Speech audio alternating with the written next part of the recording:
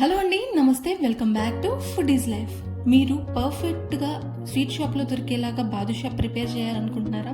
అయితే ఈ వీడియో చూసేసేయండి. నేను చెప్పే పక్కా కొలతలతో ప్రిపేర్ చేసుకుంటే మీకు మంచి జ్యూసీ అయిన బాదుషా ప్రిపేర్ అయిపోతుంది. సో ఫస్ట్ దానికోసం 1 కప్ వరకు మైదా పిండిని తీసుకున్నాను.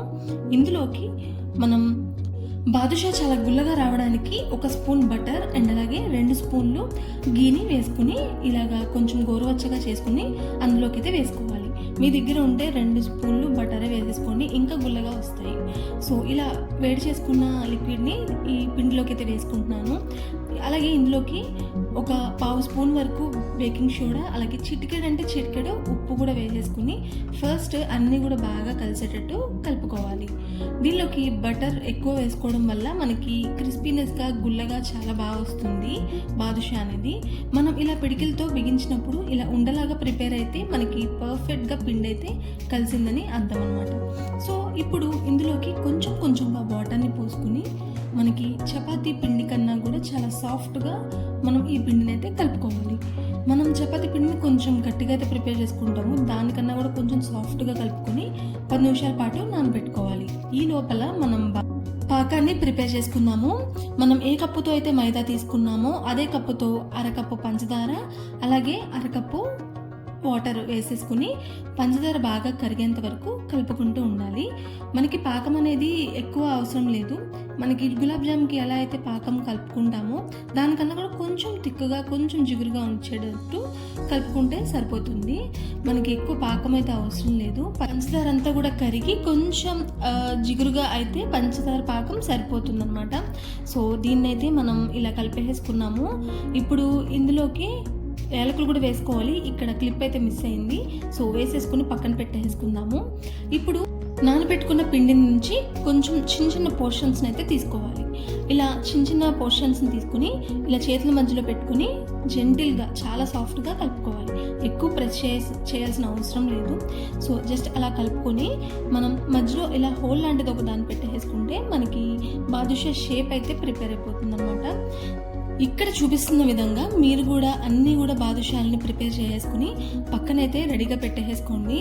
నాకు ఇక్కడ 1 కప్పు పిండికి 7 బాదుషాలు అయితే ప్రిపేర్ అయ్యాయన్నమాట. సో చూస్తున్నారు కదా, చాలా తక్కువ ఖర్చులో మనం ఇంట్లోనే బాదుషాలను అయితే ప్రిపేర్ చేసుకోవచ్చు. సో మీరు కూడా కంపల్సరీ ట్రై చేయండి. మీకు ఏ అకేషన్ వచ్చినా కానీ ఇలా స్వీట్ని ప్రిపేర్ చేసుకుని మీ రిలేటివ్స్కి, మీ ఫ్యామిలీ మెంబర్స్కి కూడా చక్కగా స్వీట్ అనేది చేసి పెట్టచ్చు. సో మనకి ఇక్కడ చూపిస్తున్నాను కదా, ఇలాగైతే బాదుషాలు అన్నీ కూడా ప్రిపేర్ చేసుకుని పక్కన పెట్టేసుకున్నాను. ఇప్పుడు ఆయిల్ని తీసుకుని బాగా హీట్ చేసుకోవాలి. ఫస్ట్ ఆయిల్ని బాగా హీట్ చేసుకున్న తర్వాత స్టవ్ని లో ఫ్లేమ్లో పెట్టేసుకుని అప్పుడు మనం ప్రిపేర్ చేసుకున్న బాదుషాలన్నింటినీ కూడా ఆయిల్లోకి ఒకేసారి వేసేసుకోవాలి. వేసుకున్న తర్వాత మాత్రం లో ఫ్లేమ్లోనే వేయించుకోవాలి. అప్పుడే లోపల గుల్లగా, పైన క్రిస్పీగా చాలా బాగా వస్తాయి. అచ్చం కూడా స్వీట్ షాప్లో ఎలా ప్రిపేర్ చేస్తారో అలానే చెప్తున్నాను. సో మీరు ఎక్కడ కూడా స్కిప్ చేయొద్దు ఈ రెసిపీని. సో ఇలా 2 సైడ్స్ కూడా మనం వేయించుకోవాలన్నమాట. అది కూడా లో టు మీడియం ఫ్లేమ్ అడ్జస్ట్ చేసుకుంటూ. సో ఈ బాదుషాలు మనకి చాలా తక్కువ ఖర్చులో అయితే అయిపోతాయి మన ఇంట్లో చేసుకుంటే. అదే మనం బయట కొన్నాము అంటే చాలా ఎక్స్పెన్సివ్ కూడా. సో టేస్ట్ కూడా మనం చేసుకున్నది అయితే చాలా బాగుంటుంది, మనకి నచ్చుతుంది. కాబట్టి మనం ఇంట్లోనే ఇలా ప్రిపేర్ చేసుకోవచ్చు. సో చూడండి, కలర్ అయితే దాదాపు మారిపోయింది. ఇలాగా కలర్ బాగా చేంజ్ అయ్యేంత వరకు కంపల్సరీ వేయించుకోవాలి. ఇలా బాగా కలర్ చేంజ్ అయిన తర్వాత మనకి వీటన్నిటినీ కూడా తీసేసుకుని పాకంలో అయితే వేసుకోవాలి. కానీ ఇలా అయితే కాదు, మనం ఫస్ట్ బాదుషాలన్నింటినీ కూడా వేయించేసుకుని చల్లారేదాకా పక్కన పెట్టుకోవాలి. ఆ తరువాత మాత్రమే గోరువెచ్చగా ఉన్న పాకంలోకి అయితే వేసుకోవాలి. అప్పుడే మనకి లోపల దాకా పాకం పీల్చి మంచి టేస్ట్ అయితే వస్తుంది.